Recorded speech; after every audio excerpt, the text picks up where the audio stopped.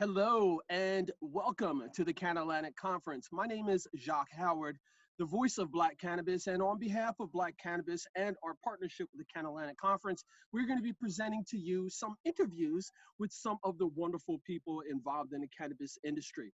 We're going to get into a conversation shortly, but before we do that, I want to make sure that you understand that we are all advocates in this effort as far as pushing cannabis forward. And we encourage you also to all get involved in the process by voting, finding out who your elected officials are, holding them accountable, and even the organizations and the businesses that are in this space, hold them accountable as well. Make sure that they're representing what you want as the consumer and as the advocate.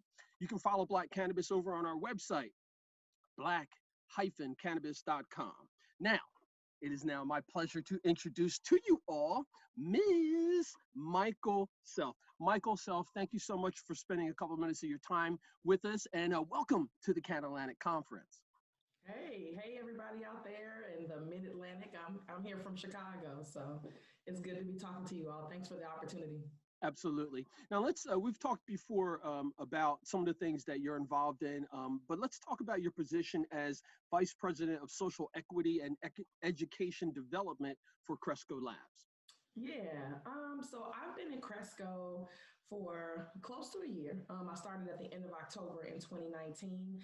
And so as the Vice President of SEED, my responsibilities are to develop programs and execute them, alongside of my team on behalf of people, businesses, and communities that have been negatively impacted by the war on drugs. So in essence, Cresco Labs perspective, and this is my word, certainly not our leadership, is I like to think of it in the words of Maya Angelou: when you know better, you do better.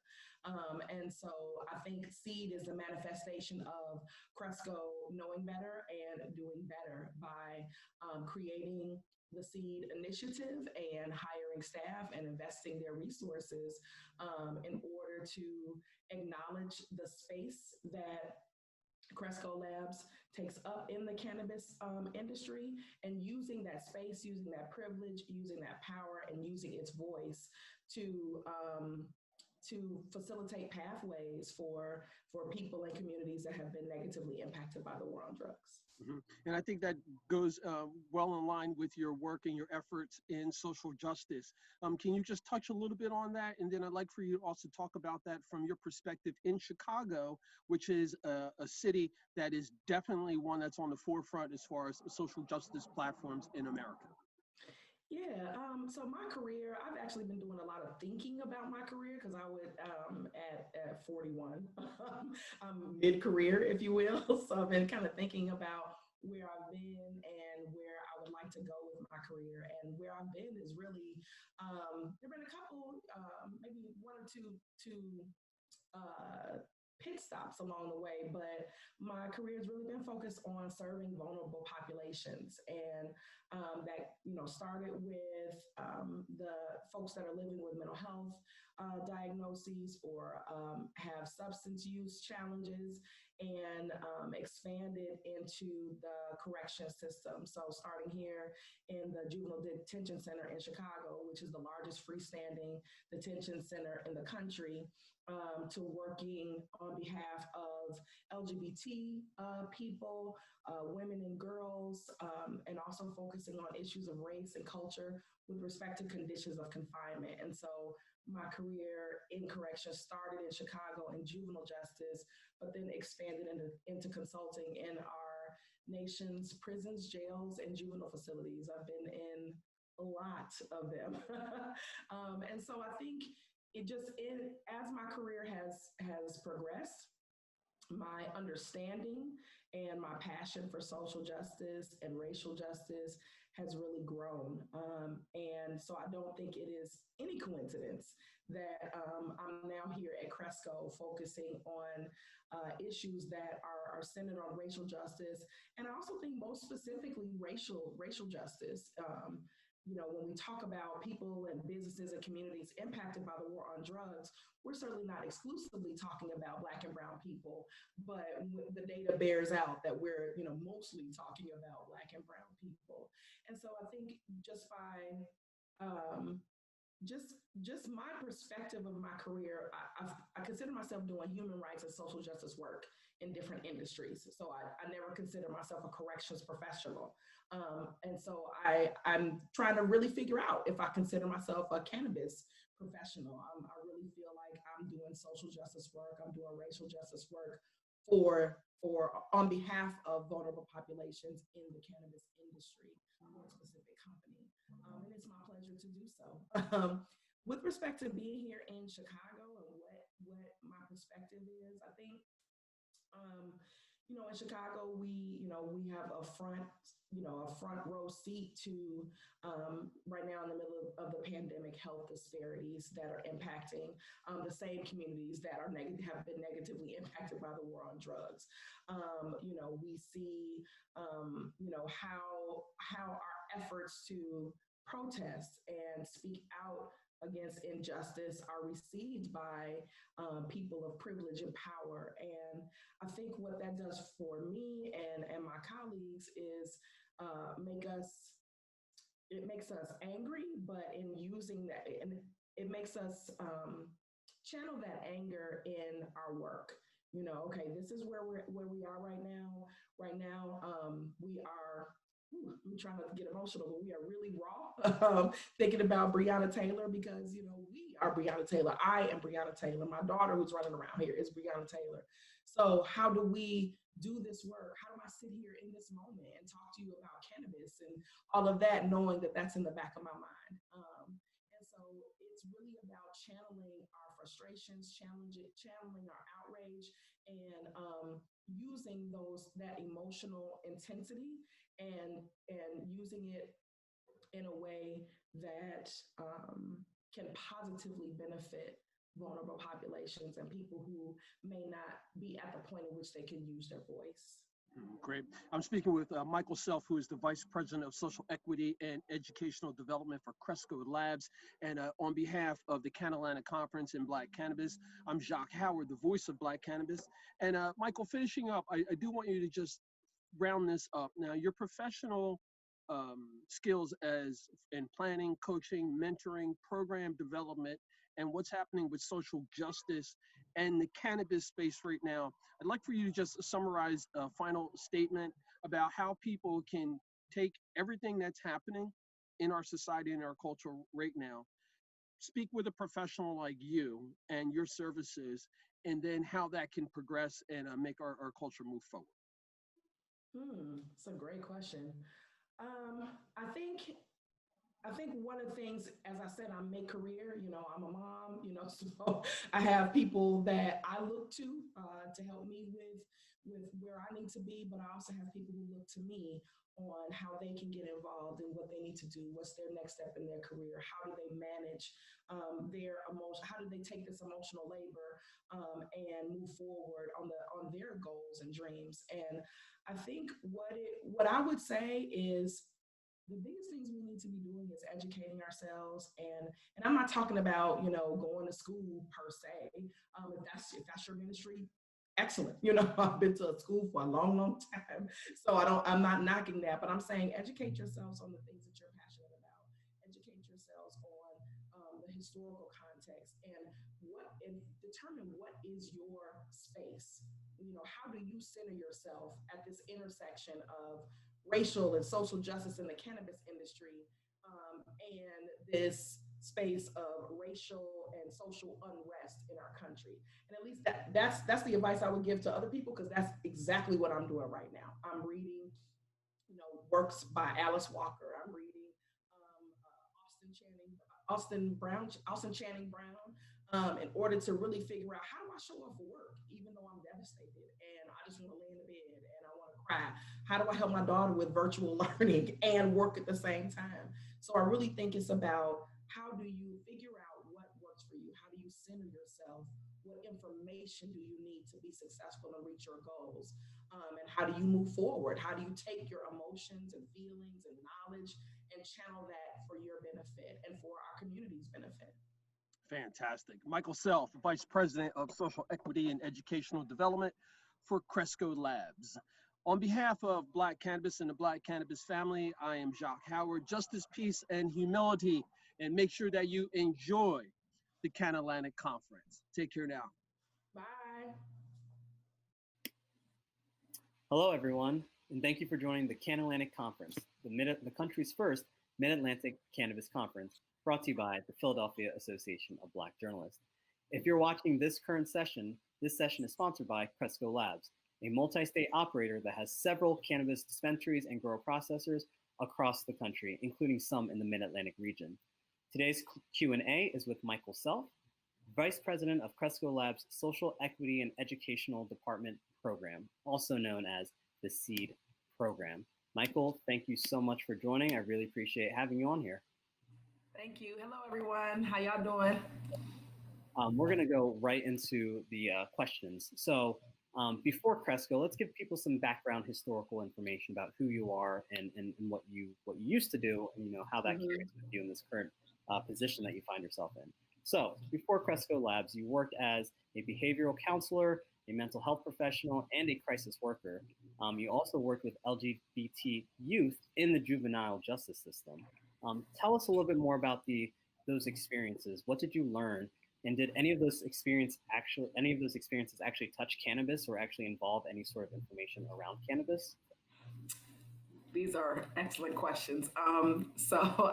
It's rare that I get to talk about, where I'm from and what my professional background is. But I think all of those experiences prepared me for where I am right now today at Cresco Labs.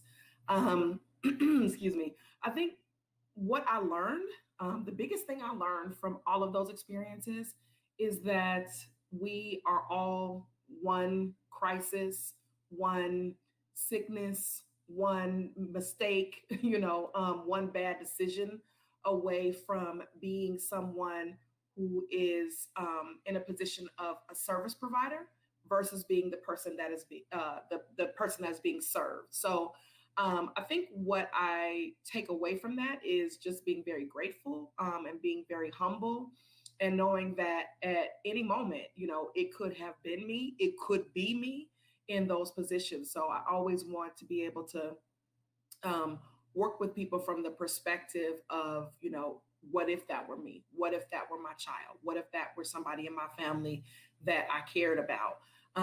And so, yeah, I feel like my career has centered around working with vulnerable populations, and I absolutely love it. I consider myself a social justice nerd, taking in as much information and learning, as I go. I haven't always been, knowledgeable about different social justice issues, and there are still some that I'm that I don't know about. So I'm always interested in learning more about people and the human condition, and, giving people grace and being flexible about a person's perspective, and also being very respectful of that.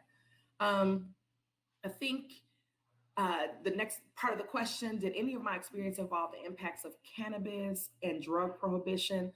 I mean, working in the areas of juvenile justice and criminal justice and homelessness and public health with people living with mental health diagnoses, how could it not? I think what I think of that most closely aligns with that is watching kids sit in court and be given 5 years probation.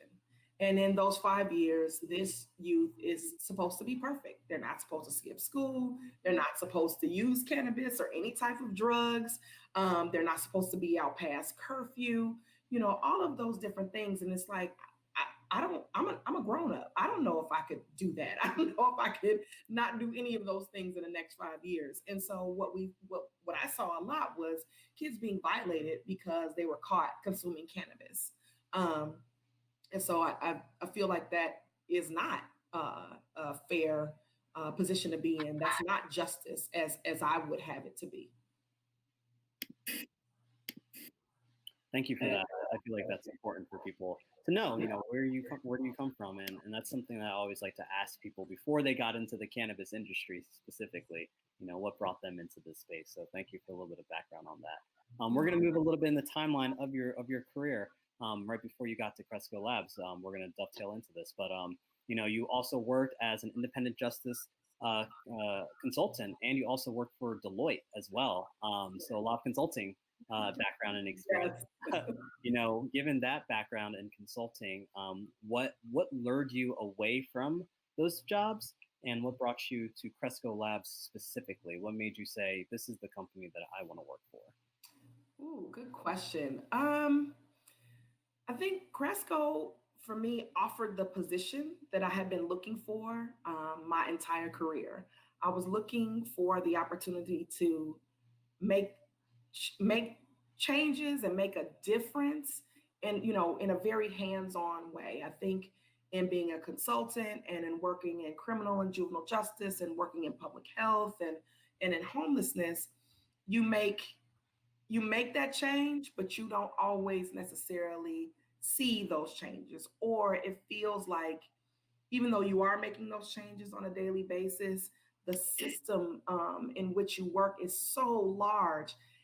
It's hard to feel like you're doing anything. It's hard to feel like you're making you're making a positive impact. So I think this position, when I saw the posting for this position, I remember I was like, wow, it sounds like this job was written for me. And so I sent it to one of my friends who is an executive in human resources. I'm like, okay, for real, just tell me, is this, am I qualified to do this? Does this seem like this, it would be a good job fit for me? And she was like, yes, absolutely. You're qualified. This, based on your experience, based on your interests, go for it. And so I really see the role of Cresco as an opportunity to have a direct positive impact on systemic racism, and most specifically, the disproportionate war on drugs, the disproportionate impact of the war on drugs. In terms of the program itself, can you give people, a comprehensive understanding of what the SEED program is? I mean, how was it pitched to you, and how would you describe it to people? Yeah, so the way the SEED program was pitched to me is exactly just working on behalf of people and communities that have been negatively impacted by the war on drugs. And so just to give an overview of SEED, SEED is social equity and educational development. Our mission is to develop and facilitate tangible pathways for people, businesses, and communities that have been negatively impacted by the war on drugs. And we do that through our 3 pillars. And our 3 pillars are social justice, the community business incubator, and education and workforce development. And so social justice is about expungement and criminal justice reform. The community business incubator is about helping people that will qualify as social equity applicants by their state guidelines apply for a cannabis license and then go from license to operation. So providing technical assistance, writing assistance, mentorship, access, and facilitating access to certain networks to raise capital for your business. Giving you that information giving you the information that is different about the cannabis industry. So you may already be a business owner, but you're entering a highly regulated industry. What specific information do you need to be able to write an application and to be able to open a business, and how can that business thrive? So that's the community business incubator. And I think when people hear about SEED, mostly they think the community business incubator because that's what's in the news. That's kind of the most exciting, thing. This is the exciting opportunity within the cannabis industry right now. So people all the time will contact me and say, I want to get involved in SEED. And I always smile. And I'm like, I think you mean the community business incubator. But our 3rd pillar is education and workforce development. And what the work we're doing there is really working with community colleges and universities to write and expand cannabis curricula. Again, providing that technical expertise, providing guest lectures, teaching whole classes, connecting folks from these programs to potential open positions at Cresco. We're working on developing an internship program right now. There are quite a few things that we are in conversation and in the planning stages of doing that we're really excited, for COVID-19 to go away, for 2021 to get here, to really see, how we can implement our programs and impact people for the long term. And I appreciate you clarifying too, because it does seem like some parts of the SEED program are definitely, marketed or at least promoted. So I appreciate you breaking it down for a little bit more understanding of the program itself. Who would you say, I guess, are the target audiences that you hope to attract for this program? Who are you looking for or hoping, comes your way? It's a great question. So at a high level, it's people who qualify as social equity applicants. So if we're talking about the community business incubator specifically, if you can qualify based on the state qualifications or the state guidelines as a social equity applicant, then you would be eligible to be considered to enter our community business incubator. And then also, I can say our target population are people that have been negatively impacted by the war on drugs. But what does that really mean for real? That really means Black and brown people, because, that's what the data bears out. For you, how are you measuring the success of your effort? You mentioned, sometimes you can't see the direct impact of your previous work. Sometimes it was kind of hard to understand really how much of a difference you were making in people's lives. In your current position, given the nature and really the scope of this project, how are you measuring the success of this project, and what are the goals that you have? Great question. So I think it is a big program. It is a big endeavor to take on. And I think while we are in our infancy, we're trying to take small bites because we're building and doing at the same time. And we've had lots of conversations on how do we measure impact? What impact, what outcomes are we looking for? What is our vision, and how are we going to live in our vision as we're designing and executing programs? So I would say our in the short term, our goals are how can we reach as many people as possible for certain things? So for expungement, how can we reach as many people as possible to pay for their rap sheet so they can have access to their criminal record to determine if they are eligible for having their record expunged. So the more people we can touch with that, the better. Same thing with education. How many schools can we work with? What is our capacity? Are there 30 students in the class? Are there 100 students that are enrolled in the certificate program? So those are some of the things that we're trying to do right now. We're trying to scale our programs, but I think down the line, we can do so much more than that. We want to know how this person who got their record expunged, how their lives have been changed as a result of that. Or this person who's gone through our community business incubator and was able to be awarded a cannabis license. How has thriving in the cannabis industry impacted that person as an individual? How has it impacted their family? How has it impacted their community? But I think those metrics, it's going to take some time to gather the data for those metrics. Even right now in the middle of a pandemic and dealing with COVID-19 and all the delays that has caused. The courts have been closed, so our expungement data or the expungement outcomes that we would want to be able to gather in 6 months, a year, 18 months, that all of that is now pushed back. So right now we are in the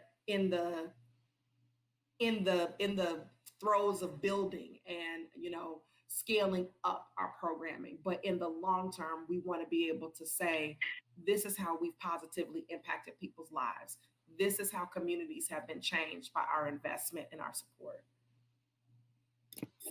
Given your background, you mentioned that you are a social justice nerd, so to speak. Given your corporate background, now that you wear a corporate hat, and Cresco Labs is involved in trying to get more licenses and growing its footprint, and really being a multi-state operator. Do you feel like your position, being in your corporate position, has that hindered or impacted your ability to advocate for criminal justice reform?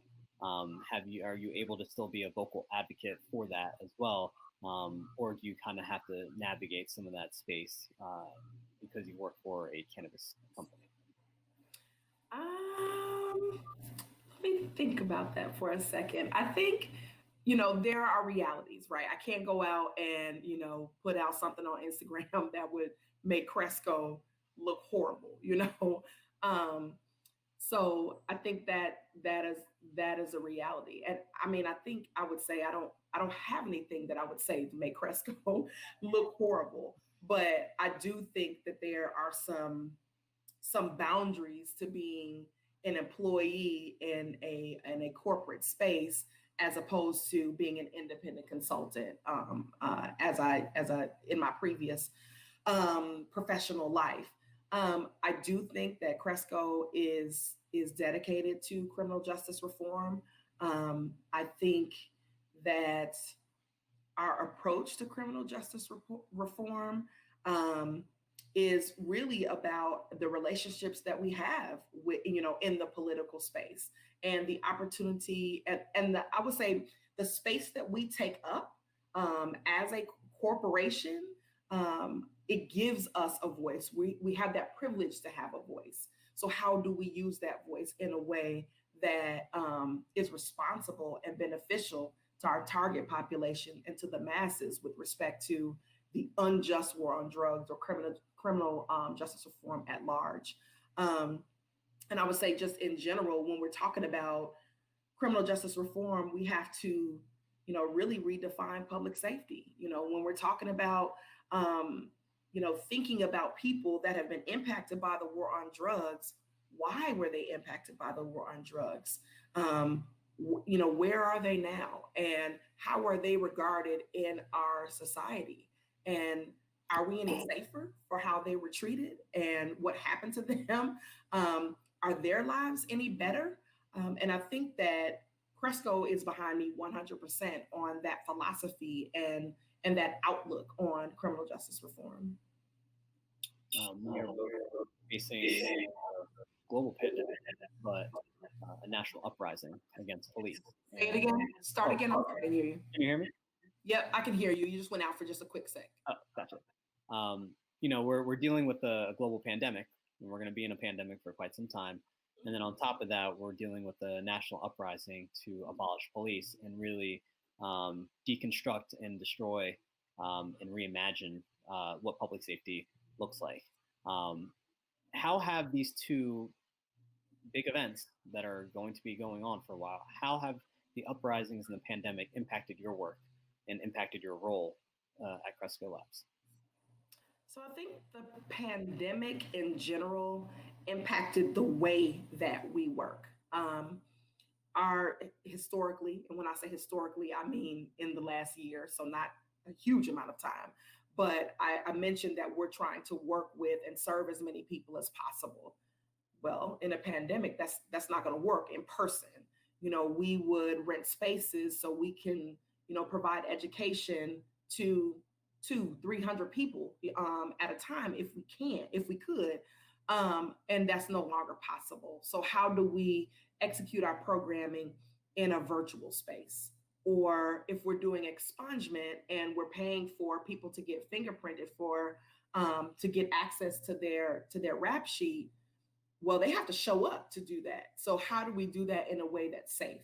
And so what that means is things take a little longer. We have to have much smaller groups that we're serving. So we have to do programs more often to make sure we can have social distancing and all of those guidelines to make sure we're abiding by those public health guidelines. So that's how the pandemic has impacted our work. I guess I would say logistically, but I think the pandemic, from a perspective of justice and the recent uprisings, I think it has made, for me personally, it has made what we're doing in the Seed Initiative that much more real. It was certainly real before. It was certainly a very serious racial justice and working to dismantle systemic racism is a very serious thing. But I think I'm used to working with vulnerable populations. I'm used to working in systems that are unjust and working to dismantle that. But I think what has happened in the last 4 to 5 months, and certainly with the pandemic, has made it's personal. This impacts me. I've personally been impacted by COVID-19. So, and then when you think of the uprisings, I feel like George Floyd is my husband. Breonna Taylor is me. Breonna Taylor is my daughter. So therefore, the target population of Seed is me, and I am them. So therefore, I want to succeed, and I meaning us. Them.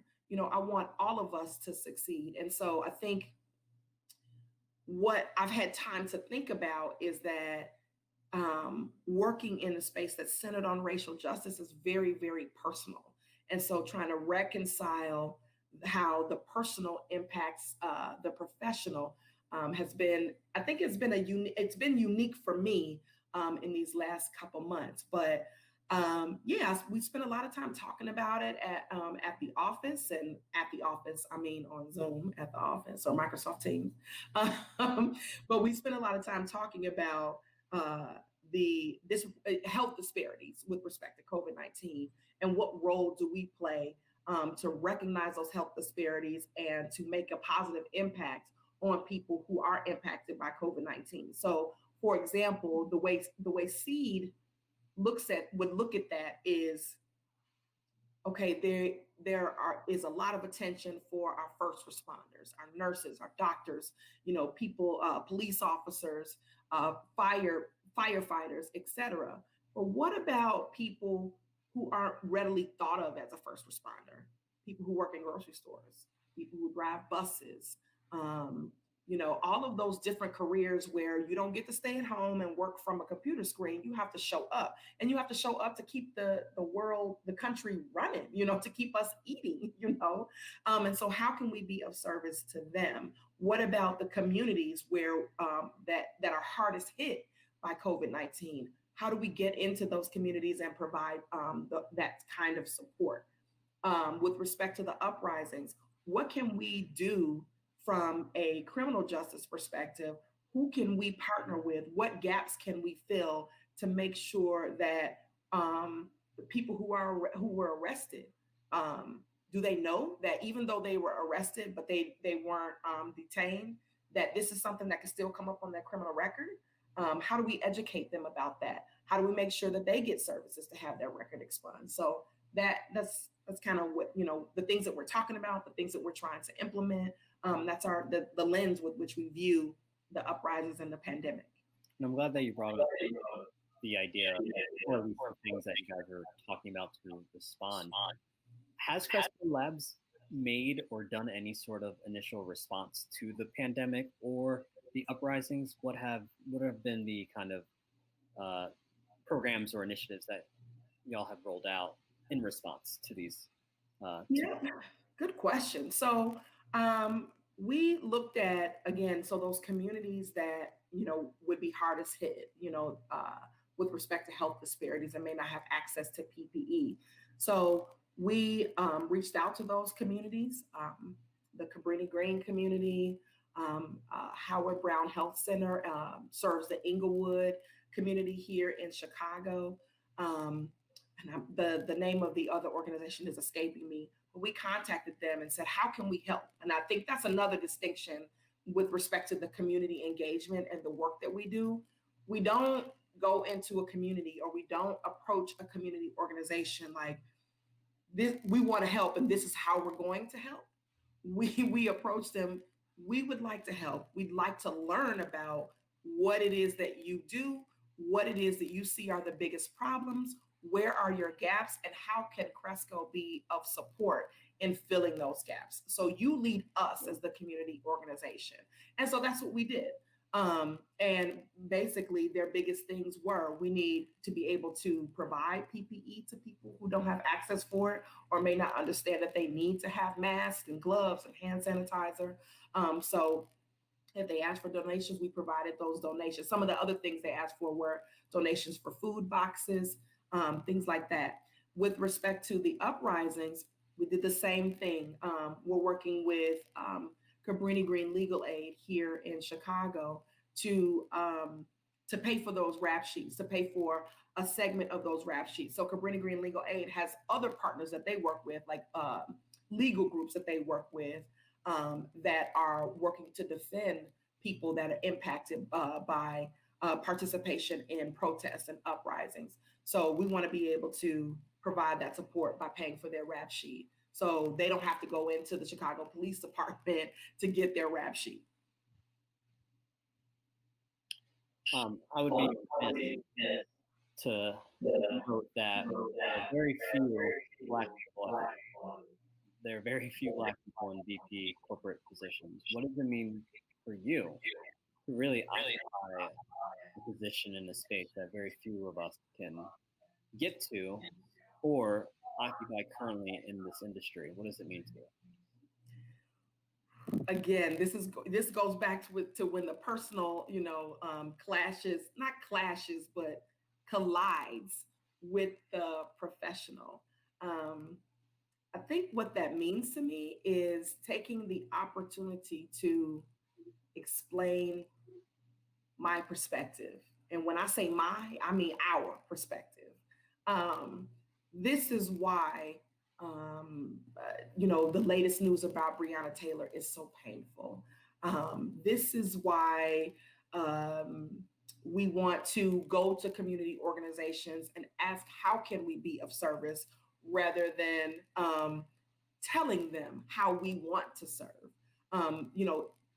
Explaining that nuanced approach and the purpose of it. We don't want to come from, we don't want to be a part of the nonprofit industrial complex where, you have to work with us because you need the money. So you don't really want to be bothered, but you're not going to turn down a donation either, So we want to be welcomed into those spaces.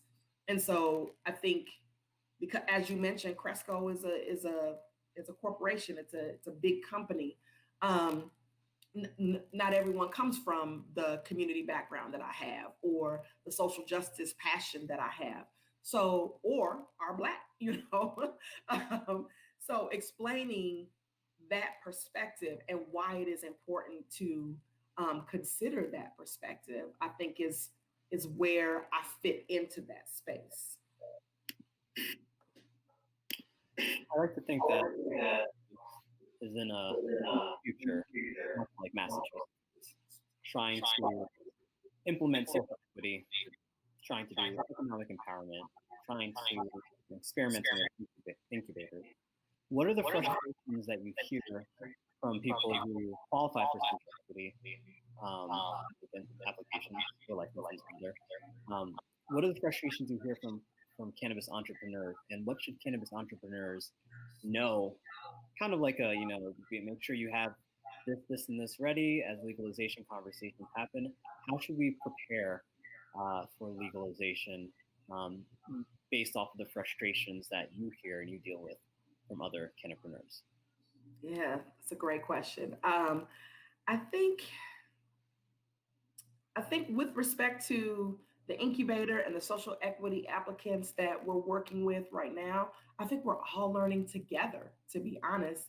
And I think one of the things that I realized really quickly in the work of social equity and applying for licensure and running a community business incubator is you don't want to give false hope. I think false hope is worse than not doing anything at all, And so how do we do that? How do we not give false hope? And I think that is through education. and making sure people do have the knowledge and have a realistic perspective of what it would mean to apply, to get a license, and to be operational. I think some of the frustrations are um, this is a highly regulated industry. It is an industry in which, those regulations are expensive. And if they're not expensive, or even if finances or economics is not a barrier for you, knowledge base may be a barrier for you. So I think those are some of the frustrations from the perspective, considering the perspective of a social equity applicant, or somebody that has been comes from a community or has been personally negatively impacted by the war on drugs. They may not have the access to a network to raise capital.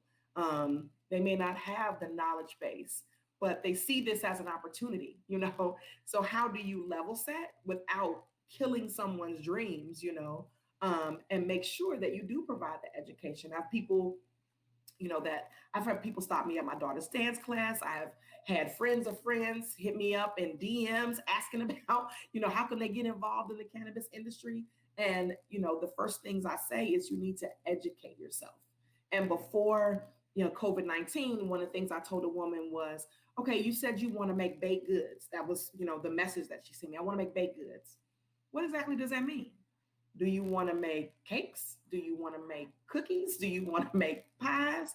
And what do you know about extracting oil from a plant and then infusing that oil into your food product? What do you know about dosing and microdosing? All of those things, you say you want to be a part of this and you're really excited about it, but you really also need to know what you're doing, So what I told her, I said, sis, go to California, go to Colorado, learn your craft, learn how people are doing this so that then you can write a business plan with knowledge. You're armed with the knowledge that says, I want to do this. I know about this. I know my path forward. And now all I need is the opportunity. So those are the things that, I would say are the biggest things I tell people. Educate yourself. And I think we bear the responsibility in making sure that people understand what highly regulated means with respect to the cannabis industry and what you're getting yourself into. Because as monumental of a task as writing an application is, that's the easy part. Once you get your license, how are you going to get operational? How are you going to stay operational? If you, don't understand what those regulations are and, God forbid, get a fine that could wipe out your whole small business. So yeah, I think our responsibility is making sure people really know what this industry is about and that they're armed with the tools and resources to succeed. Mykel, it's been a great time talking to you. I really appreciate you giving us some more background information about the SEED program. Is there any contact information that you'd like viewers to know so that they can get in touch with you or someone at Fresco Labs to learn more about the SEED program? Did you say give my contact information? Yes. Okay. I'm sorry. For whatever reason, I heard like every other word. Okay. So you can reach me at mykel.selph@crescolabs.com. My name is MYKEL.S as in Sam, ELP as in Paul, H@crescolabs.com. Email is by far the best way to get in contact with me. And I look forward to talking to people. I love this is personal and professional for me. So I'm loving what I do. I feel like this is my dream job and I want all of us to succeed. So first and foremost, thank you again for supporting the CannAtlantic Conference and being a part of the programming. Really appreciate it. Lending insight on the Cresco Labs SEED program and just giving a lot of people an opportunity to understand that there are resources that are being allocated to help people get into the industry. So I really appreciate your time in participating. But you had mentioned, you had also, you were able to join Hopin a little bit and kind of get a little feel of the conference for as long as you were able to join. Tell me a little bit about what did you like, what didn't you like, and what do you kind of hope that we do for next year? I think the biggest thing I enjoyed was the level of organization. So I never had an opportunity to use Hopin before this experience. So being able to go in and be able to understand, like, without having to have my handheld and somebody to walk me through, okay, I want to learn more about this specific thing, and I can go and search through all of the speakers and Hmm. go to YouTube and watch their videos. Like, I noticed you sent my YouTube video today, but I had already gone through YouTube videos, because it's really user friendly. So I really like that. I like that. Like, as a conference participant, I like being able to be really in control over the type of content that I wanted to see. And I felt like that it most closely mimicked being at the actual conference. Because when you're at a conference, you're like, no, I don't want to go there. I want to go here. I want to listen to that person speak. And so you can pick and choose, as opposed to like Hmm. any other virtual platform I've seen. You're forced to sit through everything, or okay, well, if they're gonna come on at 12:30, then you miss everything else, because you're just waiting for 12:30 to come on. Yeah. So I really like that. As a matter of fact, after this experience and seeing how the conference was laid out and seeing the variety of speakers and the exhibitors spot, and then getting into my room as the moderator and how easy that was, I did request a demo from Hopin. um, and so I had that. I think we had a demo last week, as a matter of fact. So that's what I really like is, Oh, nice. in these crazy times, I people are thirsty for information, but we have, you know, so many different things going on, as evidenced by, like, right now I'm sitting in the car with my daughter's in dance class behind me. It's just everything is going on. I don't really have time to learn how to use this, and you made it very well organized. It was easy to navigate, and it most closely mimicked being in person. I appreciate it. We were certainly trying to get as close to that type of experience and make it intimate too. Try to encourage people to move around, meet people, in DMs or go to small session rooms where they can network. So I'm really glad to hear that. And this was the first time I was using Hopin as like an organizer. But Yeah. I feel like when I first joined and did it as a moderator for another cannabis conference, I was like, okay, this feels good. Like this doesn't feel like it's overwhelming and it doesn't feel like it's boring like Zoom. So That's exactly what I came with. That's why let me get the demo. Let me see what's going on with Hopin. hey, hopefully Like, you utilize I it think I too. can do this. No, you can. It actually isn't too bad on the organizing side. In terms of, I guess, next steps, what do you hope that people who do watch your video, it is on YouTube now, people can watch it on YouTube. What do you hope people take away from their experience watching your video? um, I hope that people take away that there are so many reasons for multi-state operators to be justifiably criticized. And I think there is so much righteous indignation about the injustice of the cannabis industry.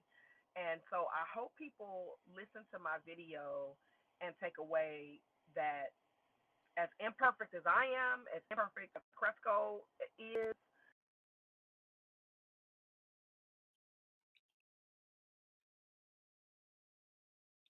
Oh, for some reason you just went on to mute. I'm sorry, my best Oh, there friend you go. just called. There I you go. apologize. Uh, I was saying, as imperfect as I am, as imperfect as Cresco is, and it's just as crazy as everything is, that I want people to know that the the motivation is real, the effort is real, um, the programs that we're doing are from a good place. Even Mhm. if you walk away and say, yeah, they should be doing more. Okay, let me hear it. What else could we be doing? How could we get that done? Or how could I do this in a way that is more conducive to serving the community?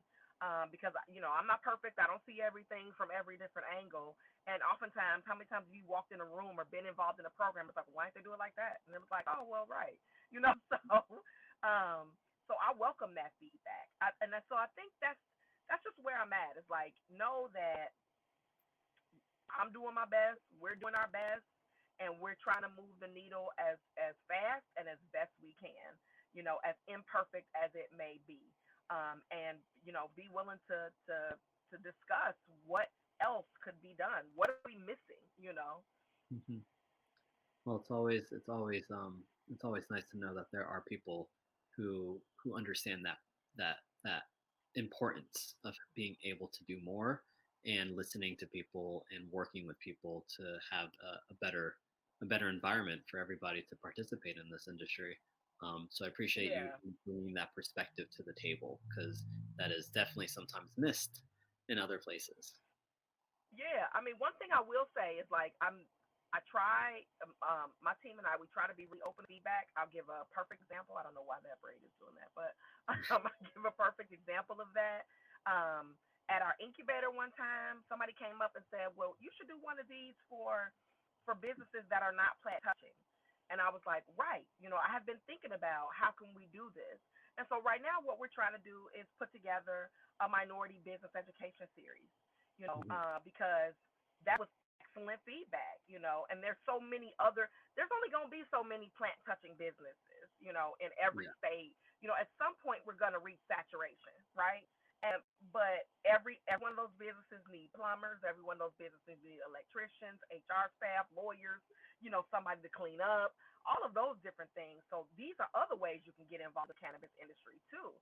So I took that feedback and we're trying to develop a program based on that feedback. So when I say what are we missing, I really want to know, Well, again, I really appreciate your time. I really appreciate you participating and for Cresco Labs for being a corporate sponsor of the CannAtlantic Conference. Again, really appreciate you just giving information to let people feel empowered and know that Cresco Labs is trying to work on these initiatives and programs with good intentions behind it. So thank you again. I really do That's the phrase look I was forward. looking for. Good intentions. I couldn't come up with it. Well, there you go. Well, I look forward to future collaborations with you. I know this is, and hopefully this won't be the only time that we work together in some capacity. So, yeah, I look forward to next year's CannAtlantic Conference as well. Yeah. I definitely think I will see you again. I definitely think we will cross again because, I mean, you're doing big things. So, and I need, I'm only one person. I live in Chicago. I'm super busy. It's only so much I can do, and we're in the middle of a pandemic. So I'm looking for as many people as I can partner with as possible. Well, that is good to know, and I'll keep that in mind. All right. Well, you have a good rest of your week and have a good restful weekend. All right. Okay, you too. You take care of yourself, okay?